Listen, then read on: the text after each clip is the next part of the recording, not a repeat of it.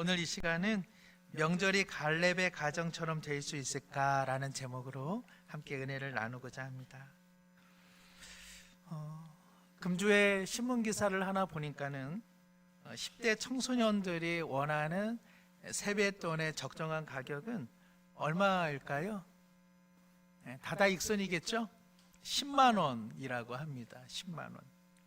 이에 비해서 아이들에게 그 세뱃돈을 주게 되는 40대 이상의 어른들은 한 얼마 정도를 적정 가격으로 볼까요? 심사인당 5만 원이면 되지 않나 이렇게 본다고 합니다. 지난 명절에 저희 집은 조카들에게 5만 원씩을 주었는데 집에 와보니까는 저희 누님 가정이 뜻밖의 아이들에게 3만 원씩 주는 바람에 저희 아내를 제가 몹시 위로해 주어야만 했던 그런 일이 기억이 납니다.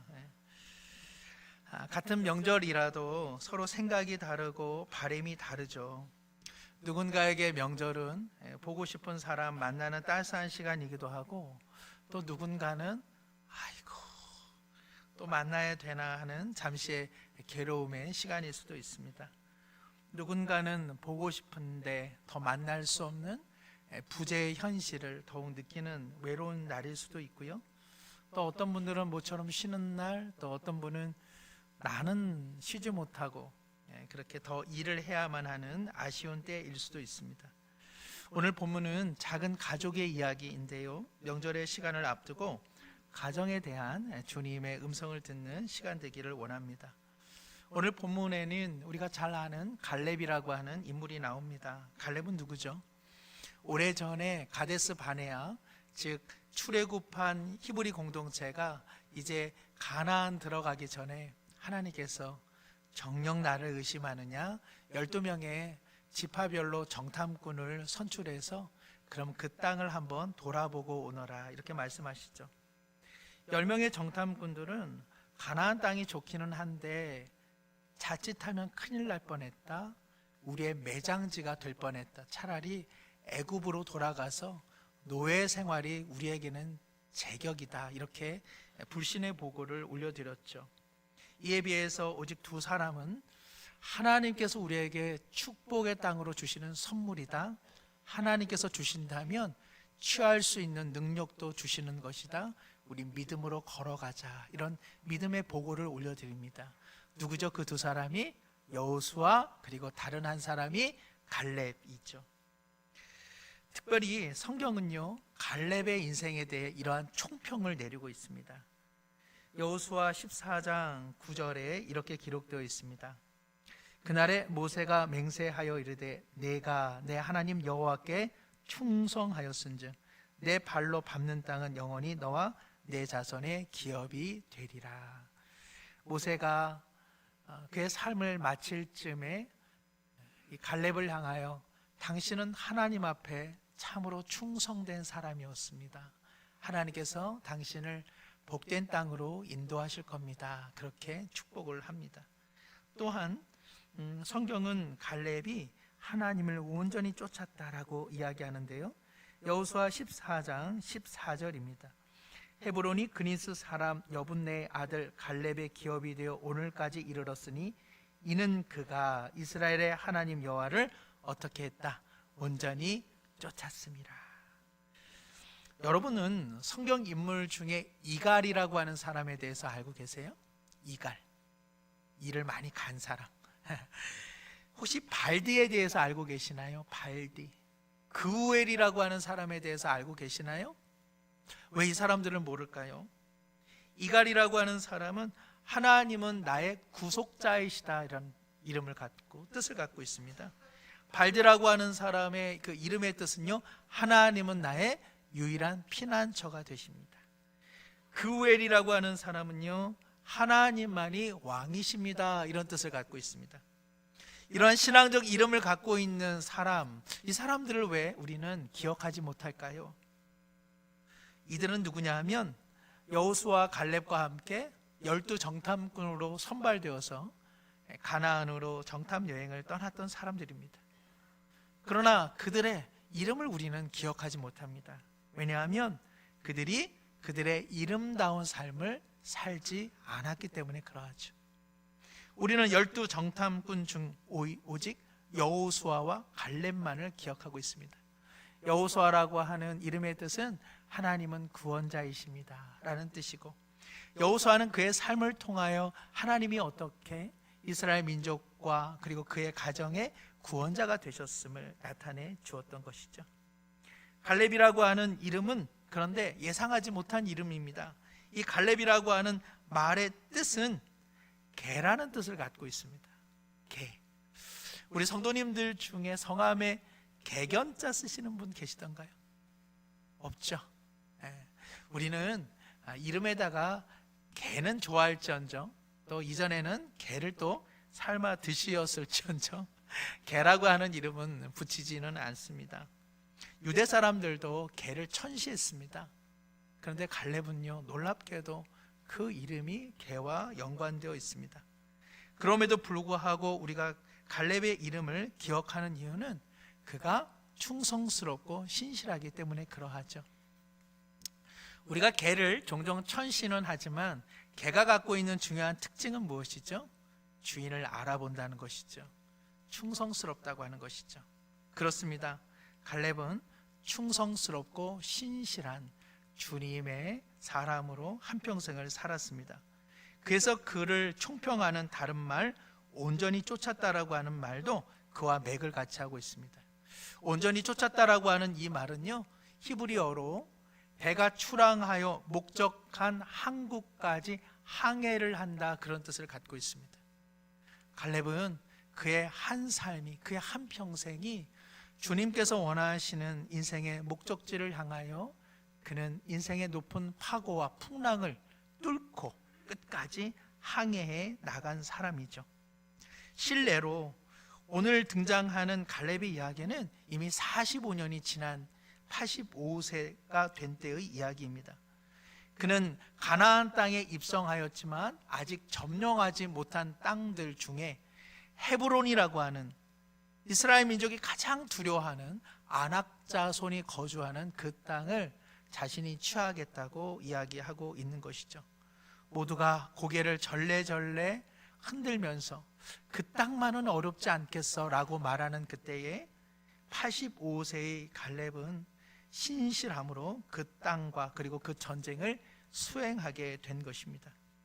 오늘 본문 14절에 보시면은 갈렙이 거기서 아낙의 소생 그 세 아들 세세, 아히만, 달메를 쫓아내었다라고 하는데요, 바로 이들은 45년 전에 이스라엘 민족 공동체에 두려움을 안겨줬던 사람들입니다. 12명의 정탐꾼들이 이 아낙 자손 그리고 이 아낙의 소생을 보고 기겁하여 도망하였는데 45년이 지난 이때에 갈렙은 그들 모두를 내쫓는 위협을 감당하게 된 것이죠. 갈렙은 자신의 삶이 무엇인지를 정확히 파악하고 있었던 사람입니다. 내 삶이 뜻없이 그저 물처럼 내가 뭐 잘 먹고 시간 관리 잘해서 여기까지 온 것이라 그렇게 그는 인생을 여기지 않았습니다. 하나님께서 이 길 끝까지 나를 인도하시는데 내 삶의 목적이 있었음을 그는 알고 있었던 것이죠. 여기서 중요한 것은 갈렙이 헤브론의 땅을 취한 것이 무슨 뒤늦은 망령된 욕심을 채우려 하거나 사람들의 칭송을 받고자 하는 공로의식이 아니었습니다. 땅을 더 모으고 부동산을 확장시켜 자신 자녀들에게 양도하고자 이러한 노력을 했다는 것 아니라는 뜻입니다. 갈렙이 원한 마지막 소망은 바로 이것이죠. 여호수아와 함께 출애굽 1세대의 유일한 생존자로서 다음 세대가 살아갈 수 있는 희망의 설당 하나 마련해 주는 것, 이것이 바로 갈렙의 오래된 소망이었던 것입니다. 비록 자신들이 겪었던 고통과 혼란의 시대를 이제는 다음 세대가 조금은 비껴 설 수 있는 안전지대를 확보해 주는 것, 그것이 바로 갈렙의 여망이었고 소망이었습니다. 그는 참 어른의 모습, 그리고 참 신앙의 어른됨의 모습이 무엇인지를 잘 보여주고 있습니다. 오래전에 어느 분이 지하철에서 목격한 풍경의 기사를 읽은 적이 있습니다. 20세 초반의 여성이 연세 드신 분에게 자리를 양보하지 않자 그분이 화가 나 사람들 들으라고 큰 소리로 말합니다. 어허, 말세야. 요즘 젊은 것들은 어른 보고도 자리 양보할 줄 몰라. 얼굴이 뻘겋게 달아오른 여성이 아유, 몰랐습니다 하고서는 자리를 양보합니다. 그때 이분이 내가 앉고 싶어서 이런 말 했겠어. 예의 없는 버릇 좀 고치려 했던 것이지 라고 말했다는 것입니다. 저는 초등학교 4학년부터 6학년 때까지 등하교 관계로 2시간씩 버스와 지하철을 타고 다녔습니다. 당시에는 책가방 그리고 신발 주머니, 도시락통이 기본이었고 또 미술 용품을 가져가야 하는 때면 옆에 또 화구통을 메고 다녔습니다. 왜 그 당시에는 그렇게 폐지를 가져오라고 하는지 노끈을 묶어서 폐품 신문지도 가지고 가야만 했던 날들이 꽤 많았습니다. 어린 아이가 이른 등교 시간에 인파에 휩쓸리는 것이 안쓰러웠는지 당시 지하철에 있는 분들은 자리를 조금씩 좁혀서 7명이 앉는 자리, 이제 제 자리를 마련해 주기도 하셨습니다. 어떤 분은 여기에 앉으라고 자리를 비켜준 분들도 꽤 많았고요. 어떤 어르신들은 저를 그냥 끌어다가 자신의 무릎 위에 앉게 해주기도 하셨습니다. 그러나 어떤 분들은 암묵적으로 제 앞에 오셔서 저에게 자리를 양보해 주기를 이렇게 요청하신 분도 꽤 많았고요. 그래서 저도 피곤할 때는 일부러 지하철을 타자마자 실눈을 뜨고 그냥 끝까지 제가 가야 할 부천까지 가고는 했었습니다. 저는 지하철에서 적지 않게 인생을 살아가는 다양한 사람들의 모습을 보았던 것 같습니다. 흔히 노인과 어른을 구분지어 말하기도 하죠. 둘 다 나이가 많은 분들을 지칭하는 단어이기는 한데 이 노인이라고 하는 말은 다만 나이가 많아 늙어가는 사람이라는 뜻인데 반해서 어른 혹은 어르신이라고 하는 말은 나이가 많아 늙어가지만 품위와 품격을 갖추어 여러 사람들에게 존경을 받는 사람이라고 말씀드릴 수 있습니다. 우리 모두는 세월과 시간의 흐름 속에 나이가 많아 늙어가기 마련이죠. 갈렙도 시간을 어찌할 수 없었습니다. 그러나 그는 다만 노인의 삶이 아닌 신앙의 어른 그리고 믿음의 어른의 인생을 끝까지 살아낸 것이죠. 45년이 흐른 현실 속에서도 가나안 땅 모든 사람이 두려워하는 헤브론의 아낙 자손을 진멸하는 일에 그는 앞장섰습니다.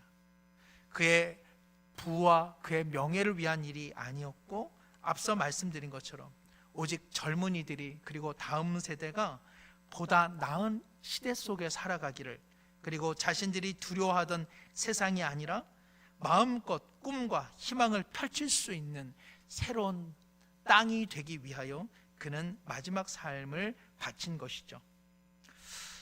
우리 성도님들께서는 조선시대의 이순신 장군 못지않게 고려시대의 위대한 영웅 강감찬을 알고 계실 겁니다.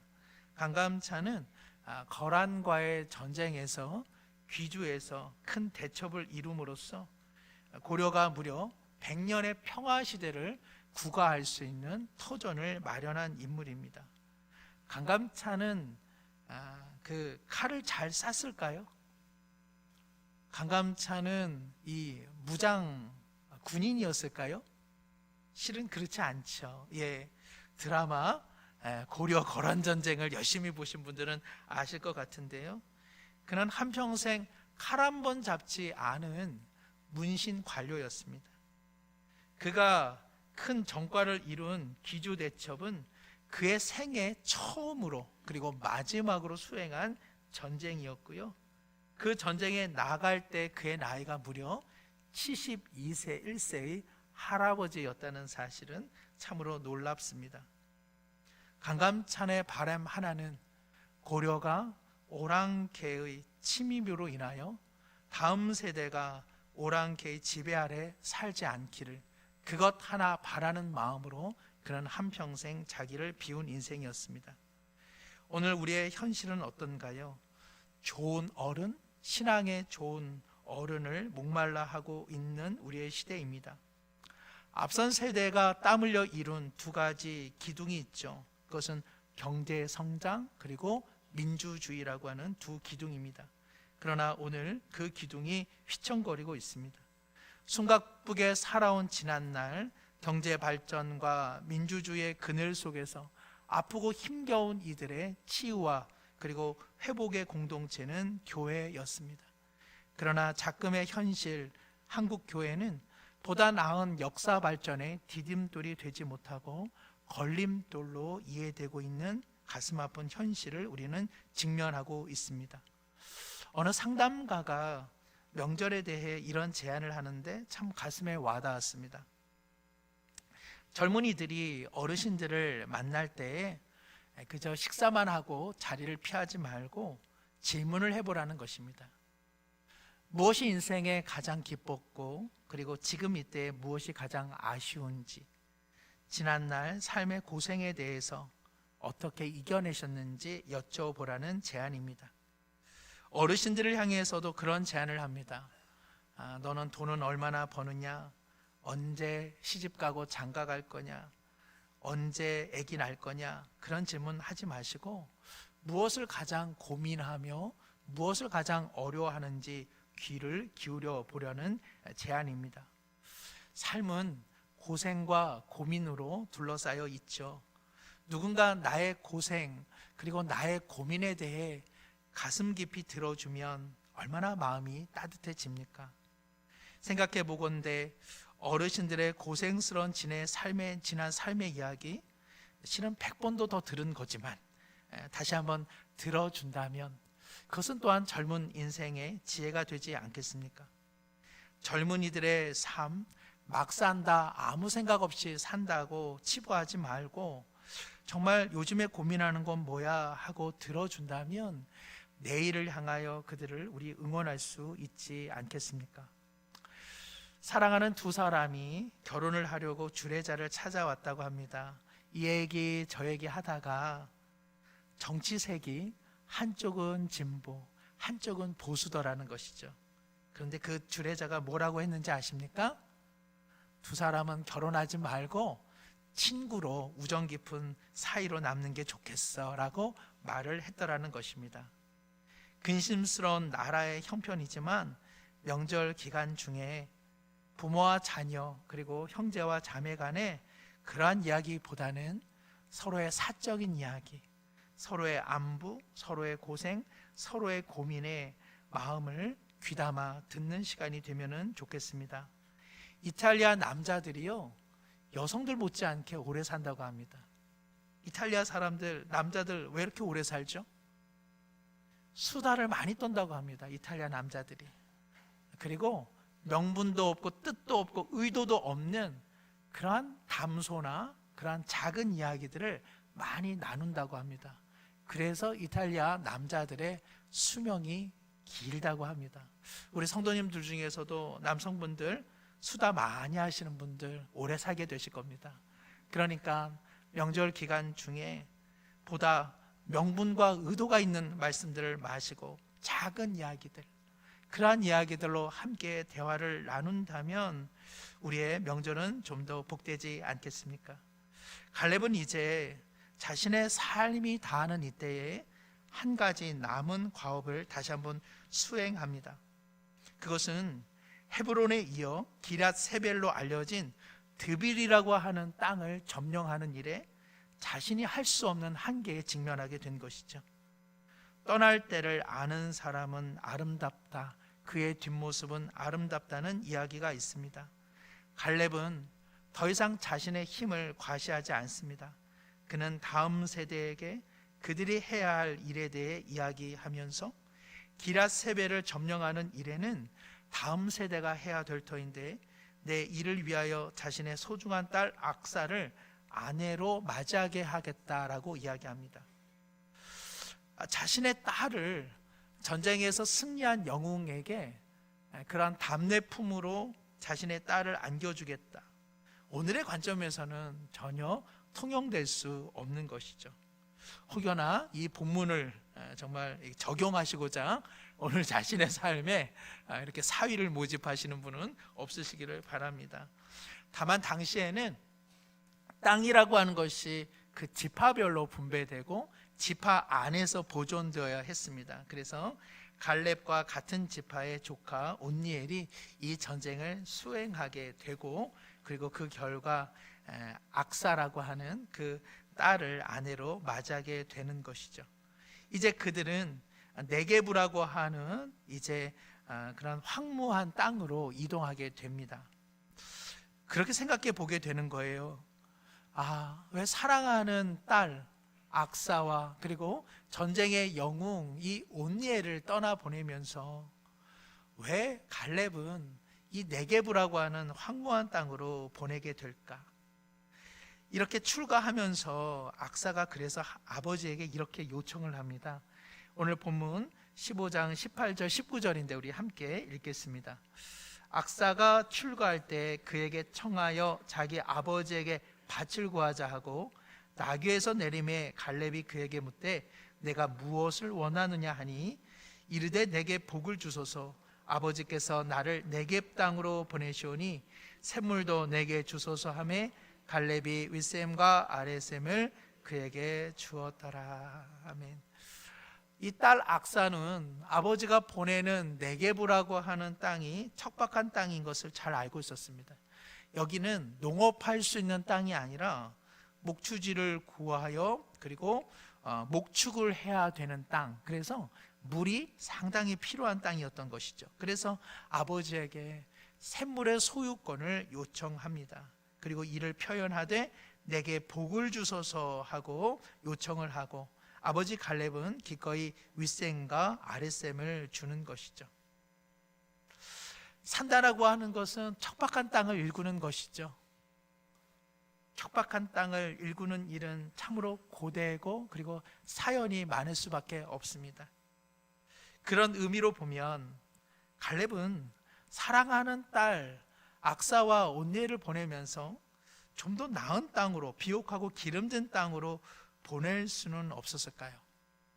아마 여기 계시는 성도님들께서 딸들을 출가시키고 또 아들을 장가 보낼 때에 보다 좋은 것들 주려고 애쓰지 않습니까? 저만도 노른자 위 땅을 선물로 주지 않았을까, 그런 생각을 해봅니다. 그런데 갈렙은 그렇게 하지 않습니다. 갈렙은 자신이 누리는 축복이 마치 특권인 양 그런 위세를 떨지 않았던 것이죠. 우리는 하나님의 복을 누리되 맨 처음에는 감사함으로 받지만 시간이 지나면 마땅히 내가 자격이 있는 것처럼 특권을 주장할 때가 또한 얼마나 많이 있습니까? 갈렙은 그렇게 하지 않았고 악사도 아버지의 그런 신앙의 인품을 닮아 있었습니다. 그럼으로써 악사는 아버지에게 더 비옥한 땅, 더 기름진 땅을 요구하지 않았습니다. 그러나 황무한 땅에서 살아남기 위해서는 물이 필요했기에 아버지에게 하나님의 복을 구하고 있는 것이죠. 사랑하는 성도 여러분, 우리 모두는 하나님의 복을 필요로 하는 존재입니다. 우리의 삶이 척박하기 때문에 그렇습니다. 우리 힘으로는 우리의 인생을 온전히 살아갈 수 없는 것이죠. 비단 잉어라는 우화가 있습니다. 수족관에서 소중히 기르던 비단 잉어를 어느 날인가 이 주인이 이제는 강에다가 좀 방생해서 자기 원하는 대로 살게 해줘야겠다. 사실 이 주인은 이 비단 잉어를 꽤 아꼈습니다. 그래서 먹이를 끊임없이 주어서 말이 비단 잉어지 비만 잉어가 되고 만 것이죠. 넉넉하게 잉어밥을 많이 먹은 터라 이 잉어도 잘 돌아다니지를 않았습니다. 그런 형편 속에서 강가에 풀어놓게 되었으니까 이 비단 잉어가 어떻게 살 수 있었겠습니까? 그저 강가만을 맴돌 뿐 강의 중심으로 나가지를 않았습니다. 다음날 주인이 걱정스러워서 나갔을 때에도 비단 잉어는 마치 수족관에 있는 것처럼 네모나게 수영을 하고 있더라는 것이죠. 그리고는 주인이 떠날 때 결국 자갈밭으로까지 나오는 바람에 얼마 못 돼요, 싸늘히 죽고 말았다는 우화의 이야기입니다. 악사는 황무한 땅으로 나갈 때 얼마나 아버지의 품이 그리웠겠습니까? 그러나 딸 악사는 아버지에게로 돌아가지 않았습니다. 그러나 자기 힘으로 살 수 없음을 알았기에 아버지를 통하여 하나님의 복을 구한 것이죠. 갈렙은 어떻습니까? 복을 구하는 딸의 애처로운 모습 속에서 지금이라도 당장 그 딸을 안고 싶지 않았겠습니까? 그러나 그 황무한 인생 속에서 딸은 자라날 것이며 하나님의 복이 흐르고 있을 윗셈과 아랫셈을 허락해 주고 있습니다. 성도 여러분, 부모가 자녀에게 흘려보내야 될 영원한 가치는 오직 하나님의 복입니다. 하나님 없이는 살 수 없는 인생, 오직 하나님 안에서 살도록 끊임없이 축복하고 우리는 기도해 주어야 할 것입니다. 우리 집에는 돈이 없어. 우리 집에는 땅이 없어. 우리 집에는 건물이 없어. 그저 남은 것 하나님의 복이라 이 복을 누려라, 그렇게 흘려보내는 복이 아니라 하나님만이 우리 인생의 복의 근원이시기 때문에 그런 것이죠. 척박한 시대, 척박한 환경, 척박한 인생살이, 그 무엇이 도움이 되겠습니까? 하나님의 은혜, 하나님의 복만이 우리를 온전한 인생으로 읽어가게 하실 줄로 믿습니다. 오래전 이삭의 두 아들 중 야곱은 아버지의 복을 끊임없이 구했습니다. 야곱은 자신의 인생이 척박할 것이라는 것을 예감했던 것 같습니다. 그래서 마치 첫째 형인 것처럼 속여가면서까지 아버지 이삭에게 하나님의 복을 구한 것이죠. 뒤늦게서야 이 사실을 알게 된 야곱의 형 에서는 아버지에게 애절복걸하며 구합니다. 야곱에게 허락하신 하나님의 복 중 얼마라도 남아있으면 제게 그 복 주시기를 원합니다 라며 울며 구했던 것이죠. 축복이라고 하는 말은요, 영어로 블레싱인데 이 말은 피를 흘려 보내다라고 하는 블리딩이라고 하는 말에서 연유가 되었습니다. 그러니까 우리가 누리고 있는 축복이라고 하는 것은요, 누군가 생명과 희생을 통해 우리 가운데 흘려 보내는 것, 우리가 누리고 있는 것은 우리로부터 연유된 것이 아니라 앞선 세대, 그리고 더 거슬러 하나님의 은총으로부터 우리는 이 은혜를 누리고 있는 것입니다. 우리가 누리고 있는 복의 근원은 바로 예수 그리스도이십니다. 예수 그리스도가 우리의 척박한 인생 가운데 윗셈이 되고 아랫셈이 되어서 그 은총의 강물을 우리 가운데 흘려 보내고 있는 것이죠. 결코 이 은혜의 물줄기는 단절되지 아니할 것입니다. 예수님께서 다시 오시는 그날까지 십자가를 통하여 시작된 하나님의 은혜와 생명의 강수는 영원히 단절되지 아니할 것입니다. 여호수아와 갈렙, 악사와 온니엘을 지나서 오늘 우리의 삶과 우리의 가정, 우리의 교회, 그리고 이 시대에도 끊임없이 흘러 넘쳐날 줄로 믿습니다. 그러므로 우리의 명절 모임 가운데 이 은혜가 흘러가기를 간절히 소망합니다. 믿는 우리로서 축복과 은혜가 단절되는 대화와 그리고 언행을 삼가하시고, 예수 믿으라고 교회 나가라고 말하기 전에 넉넉하게 세뱃돈도 주시면서 아랫세대의 시대적 고민과 염려가 무엇인지 귀를 기울여 주시기를 바랍니다.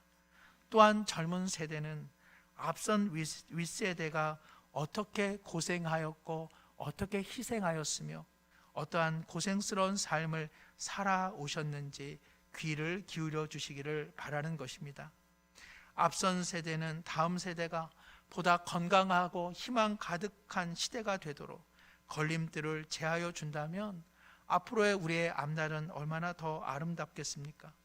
다음 세대가 앞선 세대의 염려와 고생스러운 인생을 어떻게 헤쳐나갔는지 그 지혜에 귀를 기울인다면 우리의 가정과 우리 공동체는 그 축복이 면면히 흐르지 않겠습니까? 말씀을 맺습니다. 갈렙과 악사 그리고 온니엘의 이야기는 한 세대가 다음 세대로 넘어갈 때 어떻게 아름다운 일들이 일어날 수 있는지를 우리 가운데 여실히 보여주고 있습니다. 하나님께서는 넉넉한 분이십니다. 하나님께서는 갈렙을 축복하실 뿐 아니라 악사와 온니엘을 축복하시는데 부족함이 없는 분이십니다. 하나님은 악사와 온니엘에게 땅을 주실 뿐 아니라 척박한 인생 속에 넉넉히 살아갈 수 있는 윗셈과 아랫셈도 허락해 주시는 분입니다. 과연 우리의 가정도 이러한 갈렙과 그리고 악사와 온니엘의 가정이 될 수 있을까? 의구심을 가지만 합니다. 그러나 사랑하는 성도 여러분, 갈렙과 같은 인생을 사는 일, 단박에 일어난 일은 아닐 것입니다. 한평생 걸쳐 일어난 일이죠. 지혜로운 딸 악사의 인생도 어디 하루아침에 만들어진 것이겠습니까? 무수한 삶의 시간 속에서 아름답고 지혜로운 여인이 되지 않았겠습니까? 훗날 이스라엘의 첫 사사로서의 역할을 온전히 감당한 사위 온니엘 역시 타고난 영웅은 아니었습니다. 그는 여러 가지 어려운 시간 속에서 하나님의 빚어주시는 은혜로 그는 좋은 사람이 된 것이죠. 키는 언제 자랍니까? 매일매일 벽을 보고 키를 잰다고 하여 키가 자라나는 것이 아니죠. 잘 먹고 운동하고 잘 자면서 어느 순간 키는 자라나 있는 것입니다. 척박했을 그들의 인생 속에 하나님께서는 윗셈과 아랫셈이 되어주어 그들이 살아갈 수 있는 설당이 되어주셨습니다. 오늘 우리의 삶에 어려움이 있고 시대적인 어려움이 있다 할지라도 십자가를 통한 축복의 샘은 여전히 흘러 넘쳐나는 줄로 믿습니다. 갈렙이 그 축복을 악사와 온니엘에게 흘려보낸 것처럼 우리의 명절, 우리의 가정 가운데 이 은혜가 흘러 넘쳐나기를 원합니다. 이 시간에 함께 한번 기도하고 제가 마무리 기도하겠습니다.